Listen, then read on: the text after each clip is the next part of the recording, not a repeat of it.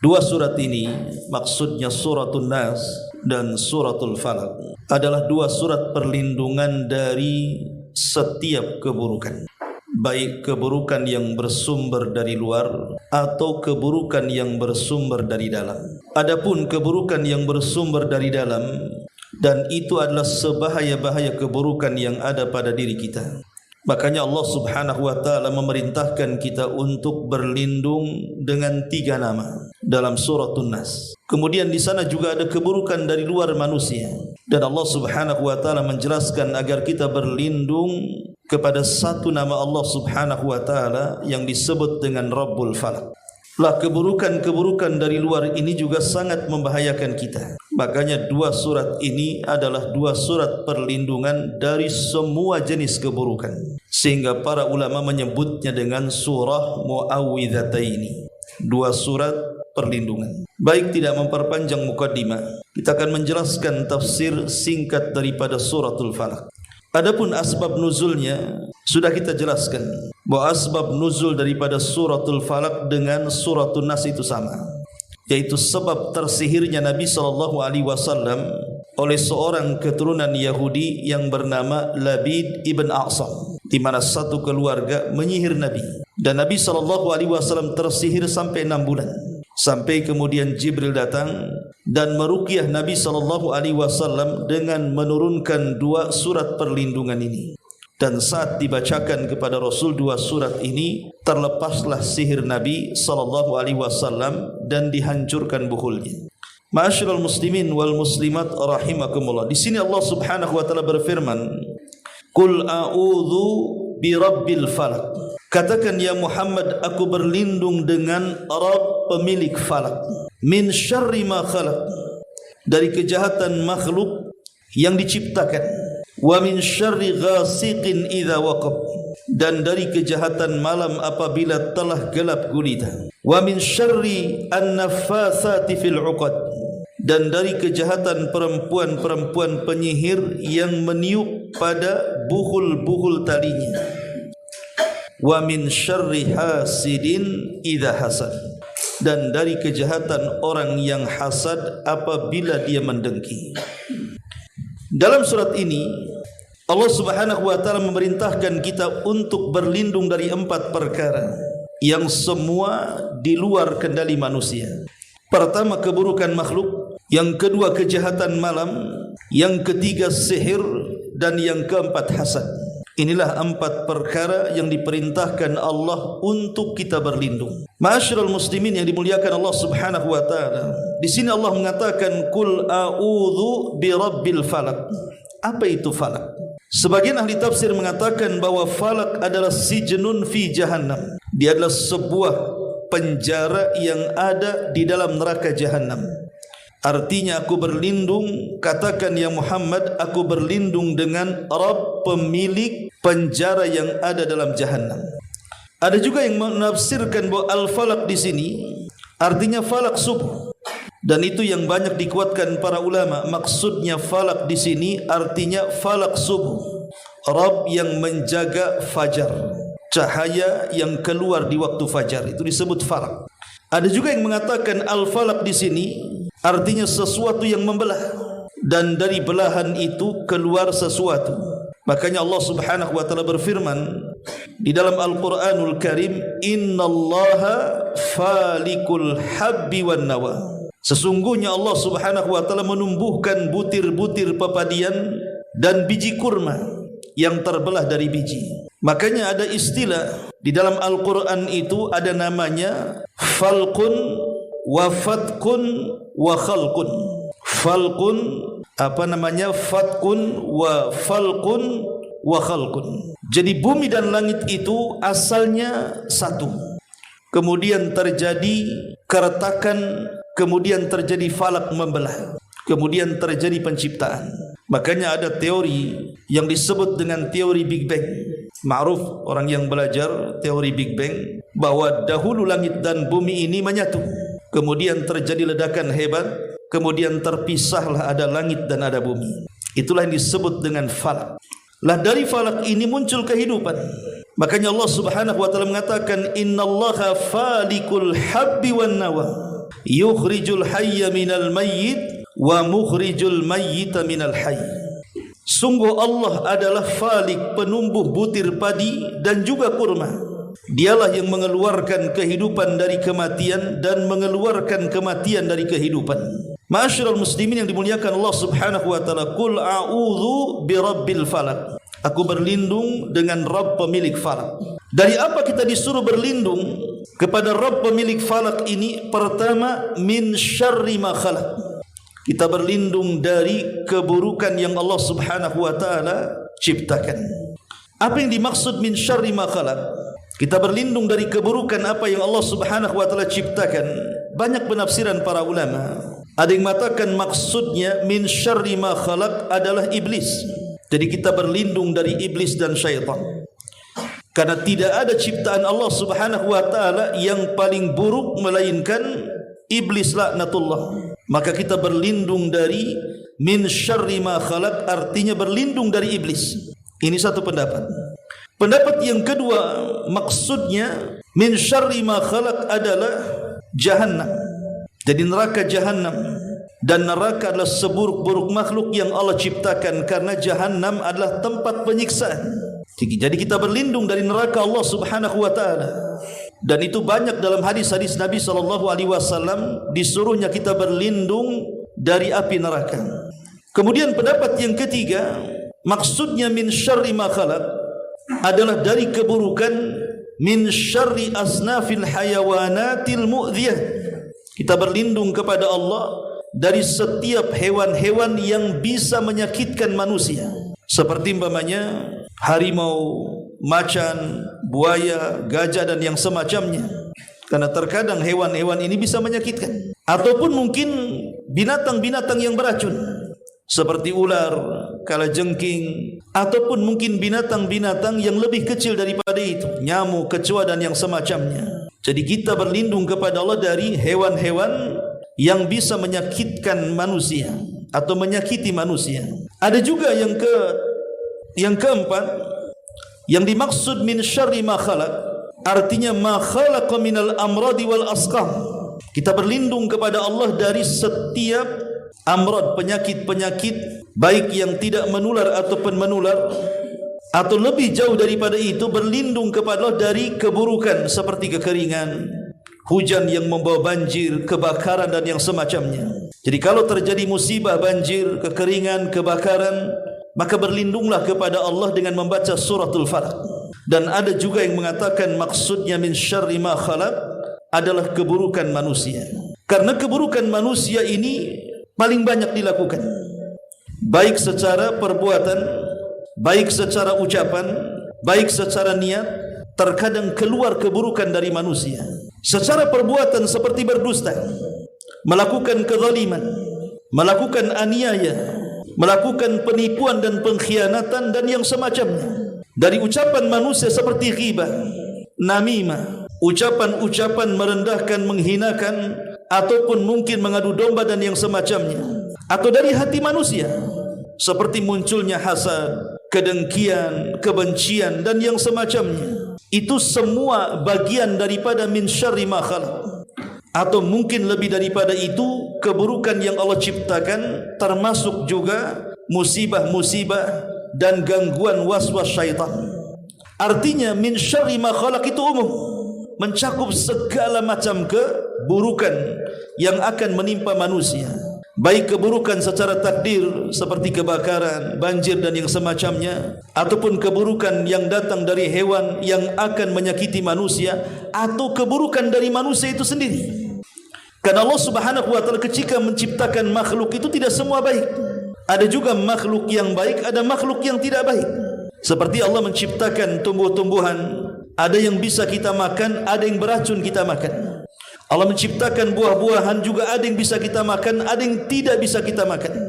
Allah ciptakan ikan-ikanan juga sama, ada yang bisa kita makan, ada yang tidak bisa kita makan, dan semacamnya.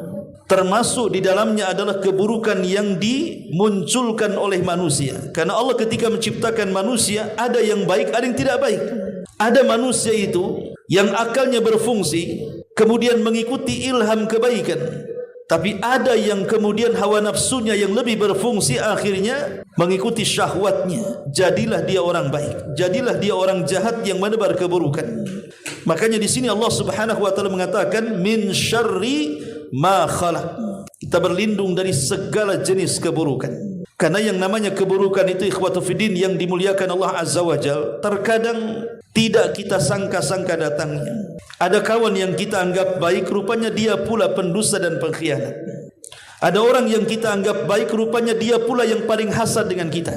Ada orang yang kita anggap baik, rupanya dia pula yang senantiasa menyakiti dan menzalimi kita di luar pengetahuan kita. Makanya kita harus berlindung dari setiap keburukan-keburukan seperti ini. Min syarri ma khalaq. Lalu bagaimana caranya kita berlindung dari keburukan yang Allah ciptakan ini? Tidak lain dan bukan tentu kita meminta perlindungan kepada Allah dengan mendawamkan zikir kepadanya. Seperti umpamanya Nabi SAW mengajarkan doa dalam zikir, Bismillahi la yadhurruhu ma'asmihi syai'un fil ardi wala fis sama wa huwa sami'ul alim. Atau mungkin dengan membaca a'udzu bikalimatillahi tammati min syarri ma khalaq. Atau umpamanya berdoa bismillahi tawakkaltu 'ala Allah la haula wala quwata illa billah. Kita berlindung dengan cara melindungi kita kepada Allah Subhanahu wa taala dengan doa dan zikir kita. Makanya Nabi SAW mengatakan apabila kita menginjak kaki di tempat yang membuat kita angker, mungkin di tempat-tempat yang menyeramkan, maka Nabi SAW menganjurkan supaya kita membaca a'udzu bikalimatillahi tammati min syarri ma khalaq. Aku berlindung dengan kalimat-kalimat Allah yang sempurna, maksudnya kalamullah Al-Quran, dari keburukan yang Allah ciptakan. Karena kita tidak tahu, boleh jadi mungkin kita menyewa rumah ini mungkin sudah lama tidak dihuni dan sudah dihuni oleh kalangan jin dan syaitan. Bisa saja kemudian mereka mengganggu kita. Atau di rumah yang lama dihuni kemudian kita huni, mungkin di situ ada hewan-hewan yang bisa menyakiti kita. Mungkin di situ ada ular, ada kalajengking, banyak nyamuk dan yang semacamnya yang membawa penyakit seperti malaria. Kita tidak tahu.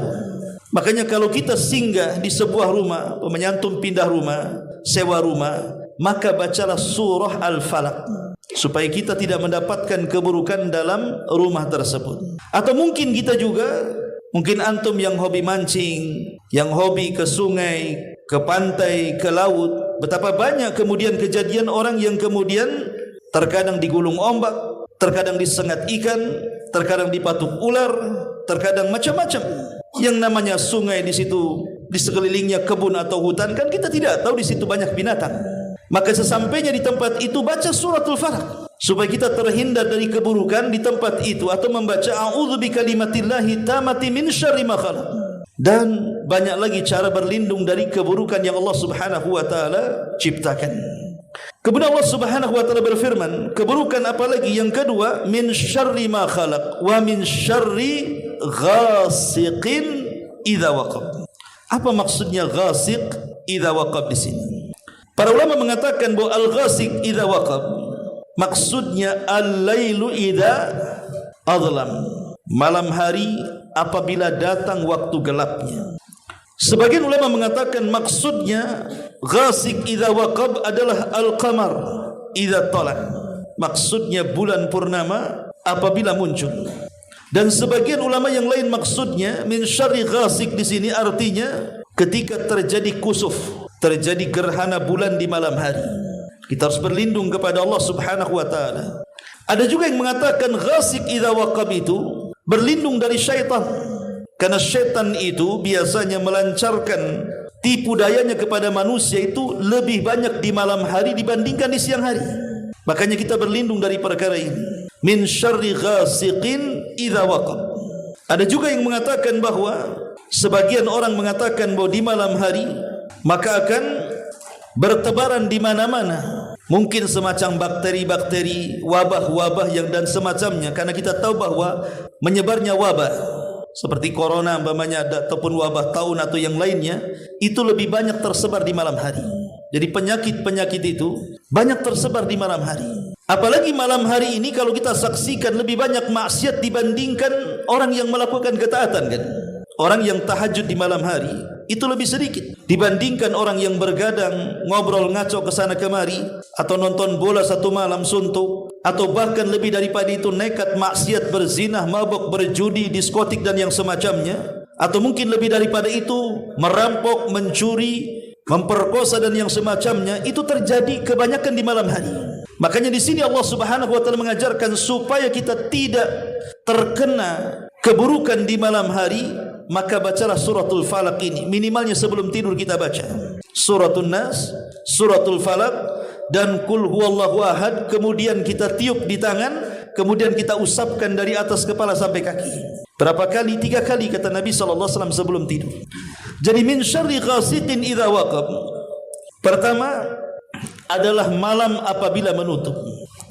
Malam apabila menutup, tadi saya sudah katakan, malam ini kalau sudah gelap, maka hewan-hewan yang akan membahayakan manusia, mereka tidak akan tidur, terkadang memangsa manusia. Atau para perampok dan pencuri yang hendak merampok harta kita, bahkan menyakiti kita, itu umumnya di malam hari. Makanya penafsiran para ulama yang pertama, maksudnya ghasiq idza waqab, maksudnya apabila datang malam dan menutup dengan kegelapan, karena di situ banyak bahaya. Kemudian penafsiran yang kedua, ada yang mengatakan artinya bulan qamar, bulan purnama.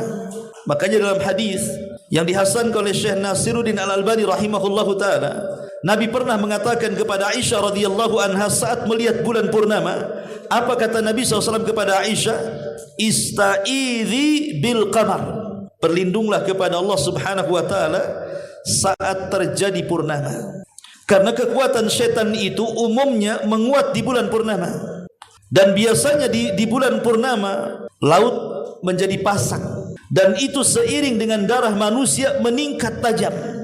Sehingga biasanya di pertengahan bulan banyak emosi-emosi manusia itu melonjak-lonjak, sehingga ada kesempatan syaitan masuk ke jalan darah manusia, akhirnya membuat emosi manusia. Karena pertengahan bulan ini gaji pun sudah seret, mau gajian pun bulan depan masih lama kan gitu. Mulailah di emosi. Makanya kenapa di pertengahan bulan itu sangat dianjurkan 2 ibadah, supaya menekan syaitan yang masuk ke jalan darah manusia. Pertama dengan berbekam. Bekam itu disunnahkan di pertengahan bulan, dan bekam itu mengeluarkan darah dari tubuh manusia, dan itu untuk melemahkan tipu daya syaitan yang masuk ke jalan darah manusia. Dan yang kedua, disunnahkan untuk berpuasa ayyamul bid, karena puasa ayyamul bid itu dilakukan di tanggal berapa? 13, 14 dan 15 sunnahnya. Kalau memang tidak sempat di tanggal ini, boleh di tanggal yang lainnya. Yang penting 3 hari dalam sebulan, bisa di awal, di tengah atau di akhir, tapi sunnahnya dilakukan di pertengahan bulan. Untuk apa? Untuk menekan syaitan tadi dan emosi yang melunjak dari manusia. Karena umumnya bulan purnama saya katakan tadi menjadikan pasang laut, dan itu juga mempengaruhi darah manusia. Ada juga yang mengatakan bahwa ghasiq itu artinya apabila bulan terjadi gerhana total. Makanya Nabi SAW apabila terjadi gerhana, ketakutan luar biasa. Sehingga kemudian Nabi SAW memerintahkan para sahabat untuk menyeru manusia datang ke masjid dan melaksanakan salat kusuf, dan disuruh untuk mengumandangkan as-salatul jami'ah, supaya manusia datang ke masjid untuk melaksanakan kusuf.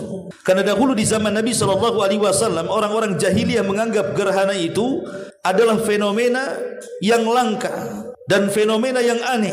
Bisa saja dengan terjadi gerhana itu matinya orang mulia, atau mungkin lahirnya orang mulia. Kan di zaman Nabi SAW gerhana itu kan jarang. Pernah terjadi gerhana matahari saat kematian putranya Ibrahim. Maka Nabi kemudian tegas mengatakan bahwa gerhana itu bukan karena kematian seseorang, bukan juga karena hidupnya seseorang, tapi gerhana adalah tanda dari tanda-tanda kuasa Allah. Allah sengaja mengirim kita untuk menakut-nakuti hambanya. Makanya kata Rasul, salatlah kalian, maksudnya gerhana, bersedekahlah kalian saat gerhana, berzikirlah kepada Allah saat gerhana, dan berbuat baiklah saat gerhana. Karena umumnya saya perhatikan di negeri kita saja, sudah bertahun-tahun saya perhatikan, kalau terjadi gerhana, pasti setelahnya ada saja musibah di negeri kita. Pamannya malam ini gerhana, nanti beberapa waktu setelah gerhana itu, entah di sana kebanjiran, entah gunung meletus, entah gempa. Saya perhatikan seperti itu. Sadaqallahul azim. yang mengatakan wa manursilu bil ayati illa takhwifa. Tidaklah kami mengirim tanda-tanda kuasa kami seperti gerhana dan yang semacamnya kecuali untuk menakut-nakuti hambanya supaya hamba ini bertobat dari perbuatan dosa, karena musibah itu biasanya datang karena perbuatan dosa manusia. Jadi kita berlindung dari gerhana, tapi di zaman sekarang bukan berlindung dari gerhana, selfie dengan gerhana. Justru kemudian dibuat tempat untuk menyaksikan gerhana, apalagi gerhana itu gerhana langka 100 tahun sekali dan begitu seterusnya. Terkadang dijadikan tontonan yang asik, padahal ini fenomena bukan biasa. Allah mengutus fenomena seperti ini untuk menakut-nakuti kita supaya kita sadar. Tapi orang yang ditakut-takuti tidak sadar. Boleh jadi itu pula yang menjadikan kenapa setelah gerhana banyak bencana. Maka kita berlindung dari gerhana, maksudnya ghasiqin idza waqab. Ma'asyiral muslimin wal muslimat rahimakumullah. Ini yang kedua, wa min syarri ghasiqin idza waqab. Kemudian yang ketiga, Allah Subhanahu wa taala juga merintahkan kita berlindung kepada Rabb pemilik falak dari apa? Min syarrin naffatsati fil 'uqad. Apa maksudnya min syarrin naffatsati fil 'uqad? Memang terjemahan bebasnya dalam Al-Quran, penerjemah Departemen Agama kita, di situ diartikan dari perempuan-perempuan yang meniup-niupkan sihir ke buhulnya, karena setiap buhul itu alat untuk sihir. Jadi sihir yang paling bahaya itu kalau sudah menggunakan buhul. Sebagian para ulama mengatakan maksudnya min syarrin naffatsati fil 'uqad, artinya istaiz billahi min syarri nufus allati tufsidu sadaqatin nas. Berlindunglah dengan Allah dari keburukan jiwa yang bisa merusak sedekah. Jadi nafasati fil 'uqad artinya berlindung dari jiwa-jiwa yang bisa merusak sedekah. Karena betapa banyak orang-orang yang kemudian bersedekah, yang tadinya ikhlas kemudian berubah menjadi riya. Bahkan lebih daripada itu menyakiti orang yang kita sedekahi dengan cara mengungkit-ungkit dan menyakiti hatinya. Ini satu penafsiran. Penafsiran yang kedua maksudnya istaiz billahi min syarri fi'atil lati tuhradu ala muharabatil khulafa'i wal wulad wa naqdi bai'atihim. Artinya berlindung kepada Allah Subhanahu wa taala dari sekelompok orang yang suka kemudian menghembus-hembuskan pemberontakan kepada para pemimpin-pemimpin manusia, pemimpin-pemimpin negara. Jadi ada sekelompok orang itu yang mereka itu senantiasa ingin menyingkirkan pemerintah dan mengganti pemerintah yang baru. Padahal kita tahu setiap generasi terkadang datang pemerintah baru, kemudian banyak orang yang mengatakan rupanya pemerintah lama jauh lebih baik dibandingkan pemerintah baru. Nanti pemerintah baru tumbang, datang pemerintah lain lagi, maka orang-orang mengatakan sebelumnya lebih baik daripada sesudahnya. Sampai kapan seperti ini? Maka kita berlindung dari pemberontakan, karena pemberontakan kepada pemerintah itu bagian daripada sifat khawarij. Ini yang kedua. Yang ketiga maksudnya adalah istaiz billahi min syarril jama'atil lati tashuqqu safwa tudammir wihdatal muslimin. Berlindung kepada Allah dari keburukan kelompok-kelompok yang bisa memecahkan barisan kaum muslimin. Berlindung kepada Allah dari orang-orang yang suka memecahkan barisan kaum muslimin, sengaja membuat perpecahan di tengah-tengah kaum muslimin. Itu yang ketiga. Kemudian yang terakhir ada juga yang mengatakan, dan ini yang banyak ditafsirkan para ulama dan ini yang benar wallahu alam, artinya kita berlindung dari sihir. Kenapa kemudian Allah membahasakan dengan nafasat, perempuan-perempuan sihir?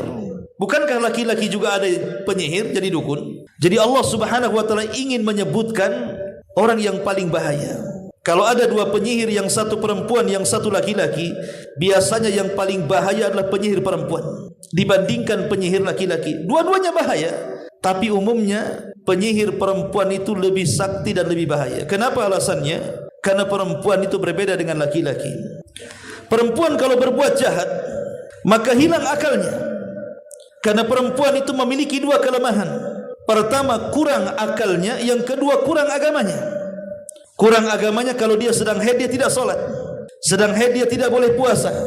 Sedang haid, tidak boleh melayani suaminya. Jadi banyak ibadah-ibadah terhalang dengan haidnya.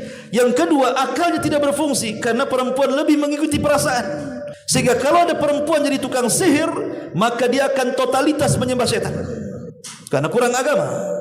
Apapun yang diminta oleh setan pasti totalitas dia akan menyembah, dengan sepenuh-penuhnya menyembah. Makanya setan pun akan totalitas untuk membantu sihirnya. Beda dengan laki-laki. Laki-laki sempurna, tidak kurang akal dan tidak kurang agama. Makanya kalau ada penyihir, terkadang mereka masih bisa bertobat kepada Allah Azza wa Jalla. Makanya Allah membahasakan min sarrin naffatsati fil 'uqad. Dan tentunya penafsiran ini juga sesuai dengan asbab nuzul, sesuai dengan sebab turunnya ayat ini, di mana turunnya ayat ini berdasarkan para ahli tafsir adalah saat disihirnya Nabi sallallahu alaihi wasallam oleh keluarga Labid bin Asam, di mana Labid bin Asam mengutus saudarinya untuk mencuri sisir. Yang biasa Rasul bersisir, dan di sisir itu ada ikatan rambut Nabi sallallahu alaihi wasallam, 11 ikatan. Lah dengan sisir dan rambut Nabi inilah kemudian oleh keluarga Labid bin Asam dijadikan buhul dan diletakkan di satu sumur namanya Ronuna. Sumurnya masih ada sampai sekarang, dipagar dan dijadikan destinasi wisata untuk melihat bahwa di sumur itu pernah terjadi penyihiran kepada Nabi SAW di kota Madinah, namanya Ronuna. Lah saat sadar Nabi SAW merintahkan Ali untuk melihat ke sumur itu. Rupanya sumur itu sangat menyeramkan. Saat Ali meminta izin kepada Rasul untuk turun dan mengambil buhulnya, Rasul melarangnya. Dikhawatirkan kalau diambil buhulnya akan menyebar keburukan di bumi. Makanya Rasul mengatakan kubur sumur itu. Akhirnya dikuburlah sumur itu. Artinya dengan cara memendamnya. Menghancurkan buhul itu bisa dengan cara bakar, bisa dengan cara dibuang jauh ke lautan sana, ataupun dengan cara dipendam. Karena bagaimanapun sihir itu ada sesuatu yang nyata, bukan sesuatu yang khayal, tidak, sesuatu yang nyata. Memang sihir itu terbagi banyak. Ada sihir khayali seperti yang kita kenal dengan hipnotis, itu khayali namanya. Sebagaimana Nabi Musa alaihi salatu wasallam pernah terkhayalkan dilempar oleh tukang-tukang sihir Fir'aun dengan tali-tali, kemudian berubah menjadi ular. Padahal itu tali, tapi terhayalkan di mata Nabi Musa seolah-olah itu ular kecil. Itu namanya khayali. Kalau sekarang diistilahkan dengan hipnotis namanya. Karena ada orang yang tidak terima kalau hipnotis itu bagian daripada sihir khayali. Kita katakan hipnotis itu bagian daripada sihir khayali. Betapa banyak orang yang tidak sadar dihipnotis, kemudian diambil gelangnya, diambil antingnya, diambil uangnya, diambil dompetnya, ditipu orangnya. Kalau bukan sihir apa namanya? Terkadang kan tidak sadar ditepuk, atau terkena asap rokok, atau kemudian digoyang-goyang dengan sebuah barang, kemudian tidak sadar. Apapun yang diucapkan oleh orang yang bisa hipnotis itu dituruti oleh yang terkena hipnotis. Kalau bukan sihir apa namanya? Itulah sihir khayali namanya. Tapi di sana ada sihir yang paling bahaya, yang disebut dengan sihir hakiki, yang bisa terkadang membuat orang terbaring bertahun-tahun, bahkan membuat orang ini sakit berbulan-bulan, bertahun-tahun, bahkan sampai mengalami kematian. Makanya kenapa dalam ilmu dunia perdukunan, sihir itu adalah yang paling bahaya dibandingkan tukang ramal. Tukang ramal bahaya ya, karena membuat kegoncangan manusia, membuat kepanikan manusia, tapi tidak membahayakan tubuh manusia. Lain dengan sihir. Sihir itu zalim. Kenapa? Karena membuat manusia sakit, bahkan sampai kemudian mengalami pembunuhan. Bahkan terkadang mengalami keretakan suami istri, akhirnya bercerai gara-gara sihir. Dan begitu seterusnya, ikhwatu fiddin yang dimuliakan Allah Subhanahu wa taala. Min syarrin naffatsati fil 'uqad. Kita berlindung dari sihir wanita-wanita saat meniupkan buhulnya. Ma'asyiral muslimin wal muslimat rahimakumullah. Tapi kalau kita melihat dalam Al-Quran, dalam surah Al-Baqarah, ketika kita menjelaskan tentang sejarah sihir yang berkenaan dengan kisah Harut dan Marut, umumnya sihir itu yang banyak di masyarakat dari dulu sampai sekarang adalah dua. Pertama, sihirul hub, yang disebut dengan ilmu pelet kalau di zaman sekarang. Betapa banyak orang-orang yang menggunakan ilmu ini, terutama orang-orang yang bekerja di dunia malam. Maaf, seperti wanita-wanita remang-remang, terkadang untuk menggoda supaya menggait pelanggan, maka terkadang mereka menggunakan sihir, menggunakan susuk dan yang semacamnya supaya kelihatan cantik, padahal dia adalah syaitan. Atau digunakan kepada suami istri. Atau yang kedua namanya sihir kebencian. Terkadang melihat suami seperti melihat setan, atau istri melihat suami seperti orang yang marah-marah dan begitu seterusnya, sehingga tidak harmonis keluarganya. Atau sebaliknya, Lah itu namanya sihru tafriq, bisa memisahkan. Dan inilah dua sihir yang umum dilakukan di masyarakat. Disebutkan dalam surah Al-Baqarah. Lah kita berlindung dari sihir karena memang bahaya sihir ini luar biasa. Dan yang terakhir, kata Nabi SAW, Allah Subhanahu wa taala berfirman, kita berlindung dari min syarri hasidin idza hasad, dari kedengkian orang yang hasad. Sebenarnya setiap orang itu punya hasad. Saya, Anda, siapapun itu punya hasad. Tidak ada manusia yang tidak punya hasad. Kenapa saya katakan demikian? Sebab kalau seandainya ada kawan kita, tetangga kita membeli rumah, punya kendaraan lebih bagus, mampu merenovasi rumah lebih bagus, lebih cantik, terkadang kita kepengen, keinginan kita ingin seperti dia, itu namanya hasad. Tetapi hasadnya orang baik disembunyikan, tapi hasadnya orang jahat ditampakkan. Nah, yang dimaksud dalam ayat ini adalah hasadnya orang jahat ditampakkan dalam bentuk kemudian angan-angan bagaimana caranya nikmat orang itu hilang dan berpindah kepada kita. Itu namanya hasad. Hasad yang kita disuruh untuk berlindung kepada Allah seperti berlindungnya kita dari syaitan. Sebagaimana Allah perintahkan kita berlindung dari syaitan, begitulah Allah perintahkan kita berlindung dari hasad. Ma'asyiral muslimin yang dimuliakan Allah Azza wa Jalla, padahal hasad ini kata ulama ghammun la yanqati. Hasad ini adalah kesetresan yang tidak pernah berakhir. Orang hasad itu hidupnya tidak akan tenang selamanya. Kenapa? Karena setiap melihat tetangga membeli sesuatu, pasti dia akan panas hatinya. Nanti tetangga sebelah juga begitu, panas lagi hatinya. Tetangga depan lagi membeli sesuatu, panas hatinya. Sampai kapan orang hasad itu? Maka dia akan dikuasai kebingungan yang tidak akan pernah terputus dalam hidupnya. Yang kedua, musibatun la yujar alaihi. Orang yang hasad itu dianggap terkena musibah. Umumnya orang yang kena musibah itu kalau dia sabar dapat pahala. Tapi orang yang hasad ketika kena musibah, sakit hatinya, justru tidak dapat pahala, malah berdosa. Kan orang yang hasad itu sakit hatinya, dia ditimpa musibah, tapi musibahnya tidak berpahala. Dan yang ketiga, mazammatun la yuhmad biha, sesuatu yang tercela dan tidak akan mendapatkan pujian selamanya. Orang yang hasad itu umumnya bukan orang baik. Umumnya orang yang hasad itu bukan orang baik, mereka orang tercela. Karena dia zalim kepada tetangganya. Dengan segala cara dia ingin menghilangkan nikmat yang Allah anugerahkan kepada tetangganya. Padahal hasad ataupun tidak hasad, takdir Allah itu tidak mungkin berubah. Apakah dengan hasad tiba-tiba orang kaya jadi miskin? Apakah dengan orang hasad tiba-tiba orang sehat jadi sakit? Tidak, semua sudah ditakdirkan oleh Allah Azza wa Jalla. Kalau semua sudah ditakdirkan, ngapain kita hasad? Toh juga tidak ada pengaruhnya. Kemudian yang keempat, sukhtu Rabbi. Hasad ini mendatangkan murkanya Allah Subhanahu wa taala. Dan yang kelima, adamut taufiq, yauma la yanfa'u malun wala banun illa man atallaha biqalbin salim.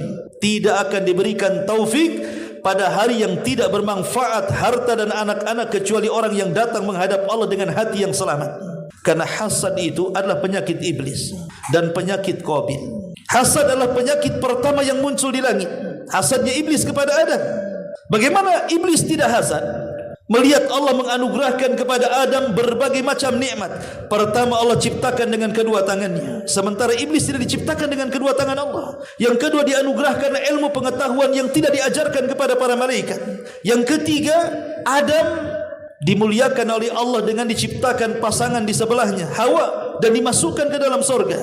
Kemudian yang keempat, Adam alaihi salatu wassalam ditiupkan ruh yang disandarkan ruh kepada Allah, dan itu tidak berlaku kepada iblis. Makanya iblis hasad dengan Adam. Kok bisa Allah menciptakan makhluk yang diberikan banyak keutamaan padahal dia lebih dulu diciptakan dan dihidupkan di kalangan para malaikat di langit sana. Muncul hasadnya iblis. Dari hasad ini akhirnya dia sombong. Karena di antara sebab munculnya sombong itu hasad. Hasad dulu baru sombong. Ketika kemudian Allah perintahkan iblis untuk sujud, dia tak mau. Karena merasa bahwa Adam lebih rendah dibandingkan dirinya. Dia diciptakan dari api sementara dia dari tanah. Maka muncul sombong. Dari sombong ini ningkat menjadi kekufuran. Makanya Allah mengatakan aba wastakbara wa kana minal kafirin. Enggan karena hasad, sombong dia pun menjadi kafir. Maka lihat tingkatan mulai dari hasad berubah jadi sombong, dari sombong berubah jadi kufur. Hati-hati, hasad ini tangga kepada kekufuran. Ma'asyiral muslimin, wal muslimat rahimakumullah. Hasad ini adalah musuhnya nikmat Allah Subhanahu wa taala. Kenapa demikian? Kenapa hasad itu disebut memusuhi nikmat Allah? Bayangkan Allah itu adalah zat yang maha adil ketika memberikan nikmatnya kepada kita kan. Allah itu sengaja membeda-bedakan rizki kepada manusia karena Allah tahu maslahat manusia. Ada orang kaya, kenapa Allah tidak miskinkan? Sebab kalau dia miskin dia bisa kufur. Ada orang miskin, kalau Allah buat kaya dalam sejenak dia bisa melampaui batas. Ada orang yang sakit, kenapa Allah tidak cepat sembuhkan? Sebab kalau dia sembuh maksiat lagi dia. Ada orang yang kemudian sehat tiba-tiba sakit supaya ditegur. Mungkin dia ketika dia sembuh dia suka melaksanakan kemaksiatan. Jadi Allah itu maha adil ketika memberikan nikmatnya kepada hamba-hambanya. Dan sudah sesuai dengan porsinya, sesuai dengan kemaslahatan kita. Kenapa kita hasad kepada orang? Karena hasad ini memusuhi nikmat Allah Subhanahu wa taala. Dahulu ada kisah di zaman Khalifah Mu'tasim.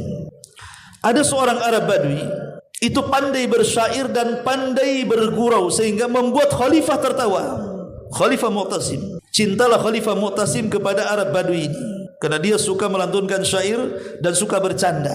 Terkadang diundang ke istananya, kemudian disuruh duduk di sebelahnya dan disuruh untuk menghibur raja dengan melantunkan syair-syair dan candaan-candaan sehingga raja menjadi senang.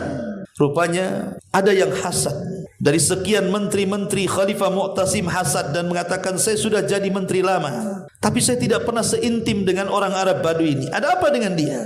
Hasad dia. Kenapa dia bisa dekat dengan Khalifah? Bisa didudukan di samping Khalifah, bisa bercanda dengan Khalifah, sementara aku sudah lama jadi menteri tidak pernah didudukan di samping Khalifah. Akhirnya dia hendak berbuat jahat kepada Arab Badui ini. Satu hari dia sudah mengetahui kapan Khalifah mengundang Arab Badui ini untuk menyenangkan sang khalifah. Sebelum datang kepada khalifah dicegat di tengah jalan. Kata sang menteri, sebaiknya kau datang ke rumah karena engkau disukai khalifah, saya akan jamu dengan makanan yang terlezat yang tidak pernah kau makan. Namanya Arab Badui dikasih makanan enak kan tentu akan senang. Tapi sang Badui, namanya Badui, kurang pendidikan, dia diberikan makanan lezat, memang lezat, tapi ada makanan tertentu yang baunya tidak enak. Lezat tapi tidak enak baunya. Mungkin kalau zaman sekarang mungkin jengkol, pete dan yang semacamnya. Enak tapi tidak sedap baunya. Dan kalau ngomong mengeluarkan bau. Sehingga sebelum kemudian dia berjumpa dengan sang raja, si menteri ini sudah datang kepada raja, mau fitnah si Badui tadi dan mengatakan, wahai khalifah, sesungguhnya si Badui yang kau senangi itu dia sudah memfitnah dirimu. Kata sang khalifah, apa fitnahannya? Maka sang menteri ini mengatakan, dia mengatakan, engkau kalau bicara mulutmu bau katanya. Kalau tidak percaya nanti ada buktinya. Kemudian sang Badui dipanggil oleh sang raja. Dia tahu mulutnya bau. Dia tidak mau menyakiti sang raja. Akhirnya dia kalau bicara menutup dengan serbannya. Sang raja pun mengatakan, betullah kata menteri tadi. Dia memfitnah mulut saya bau, makanya dia bicara dengan menutup hidung. Padahal yang bau dirinya kan. Tapi difitnah. Ya. Akhirnya sang raja marah. Khalifah Mu'tasim mengirim surat dan mengatakan kepada Arab Badui ini, tolong surat ini sampaikan kepada si fulan dan jangan dibuka kecuali sampai di tempatnya. Si Arab Badui ini tidak tahu isi surat ini. Isi surat ini adalah, kalau surat ini sampai kepada anda, penggalah orang ini. Maksudnya surat itu dikirim kepada Al-Gojo. Tapi Khalifah mengatakan jangan dibuka kecuali sampai di tempatnya. Lah sang menteri yang hasad ini kan dia melihat dari kejauhan dan mengatakan, subhanallah, sudah ku fitnah dia masih juga dapat hadiah katanya. Jangan-jangan dalam amplop itu ada hadiahnya.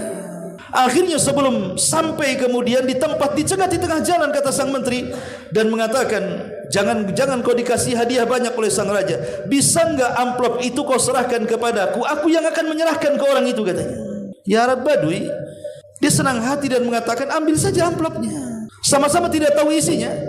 Ketika sang menteri sampai di tempat pemenggalan itu, diambil oleh Al-Gojo, langsung dieksekusi mati.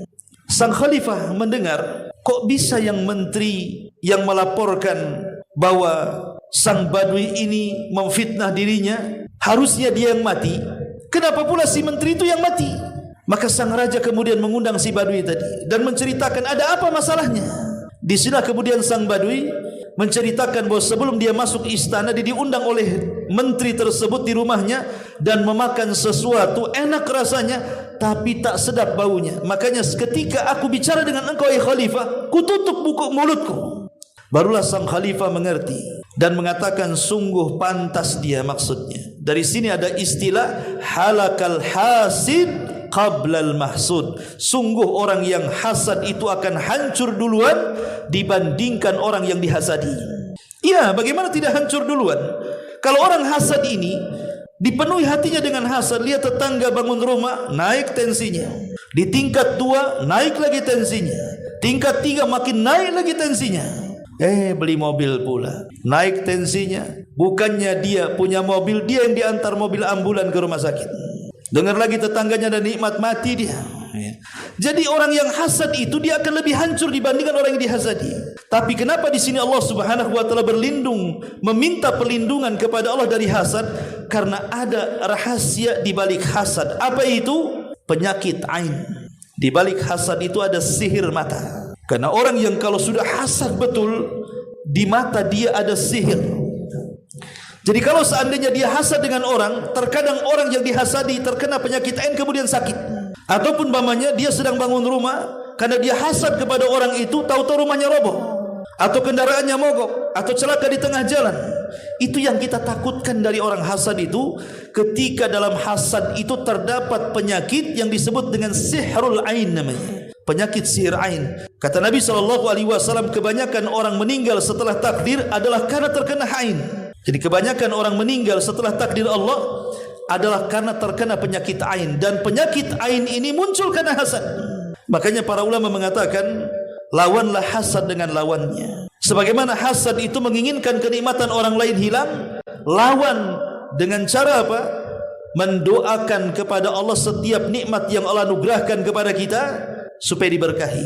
Jadi kalau antum beli motor baru, berdoa, ya Allah, Allahumma barik, ya Allah berkahi motorku. Kalau kita baru bangun rumah renovasi, ya Allah, Allahumma barik, ya Allah berkahi rumahku. Kalau kita baru punya anak lahir lucu, cakep, cantik, kita katakan Allahumma barik, ya Allah berkahi anak saya. Pokoknya setiap mendapatkan nikmat ucapkan seperti itu. Karena berkah itu menambah nikmat, sementara hasad itu menghilangkan nikmat. Makanya lawanlah hasad dengan lawannya. Dan kalau seandainya orang yang hasad ini sampai kemudian memiliki penyakit ain, sampai kemudian membuat tersihir orang yang terkena hasad, bisa sampai lumpuh, bisa sampai stroke, maka obati dengan cara mandikan dengan bekas wudu. Jadikan bekas air wudu itu kemudian dilapkan di daerah-daerah yang tersembunyi di badan manusia, lekukan-lekukan manusia seperti di leher, di ketiak, di sela-sela seperti di dada, di selangkakan, ya. Boleh jadi kalau seandainya dia stroke ataupun dia sakit terbaring karena hasad, insyaallah dia bisa sembuh dengan cara itu. Kecuali kalau memang dia penyakit, bukan karena ain, kan itu ya. Mungkin stroke-nya karena penyakit, ya, ataupun karena ada sakit apa, karena makan apa dan begitu seterusnya. Tapi tidak semua sakit itu karena faktor makanan. Bisa saja sakit itu ditimbulkan karena hasad. Kalau ditimbulkan karena hasad bisa diruqyah. Bisa diruqyah dengan cara membacakan Al-Quran dengan kalam-kalam Allah Subhanahu wa ta'ala. Ma'asyiral muslimin yang dimuliakan Allah Subhanahu wa ta'ala, maka hasad itu sama dengan penolong musuh Allah, iblis laknatullah alaihi. Dan hasad itu adalah sangat memusuhi perbuatan Allah. Dia tidak senang dengan takdir Allah. Dia menolak takdir Allah. Kenapa dia bagus saya tidak? Kenapa dia hoki saya tidak? Kenapa dia begini saya tidak? Itu kan menolak takdir namanya. Ingat, manusia itu sudah ditakdirkan sejak berada di perut ibundanya. Bahkan sebelum langit dan bumi diciptakan 500 tahun sudah ditakdirkan di Lauhil Mahfuz. Buat apa kita hasad? Ma'asyiral muslimin yang dimuliakan Allah Subhanahu wa taala, inilah di antara 4 perlindungan yang diajarkan dalam Al-Quran dalam suratu Al-Falaq. Kita berlindung dari makhluk yang Allah ciptakan, dari makhluk-makhluk yang buruk. Kemudian kita berlindung dari malam apabila datang gelapnya, dan kita juga berlindung dari penyihir-penyihir yang ganas, dan kita berlindung dari hasad orang-orang pendengki. Wallahu alam. Ini diantara kajian suratul Falaq. Baik, sebelum saya tutup, silakan kalau ada yang bertanya.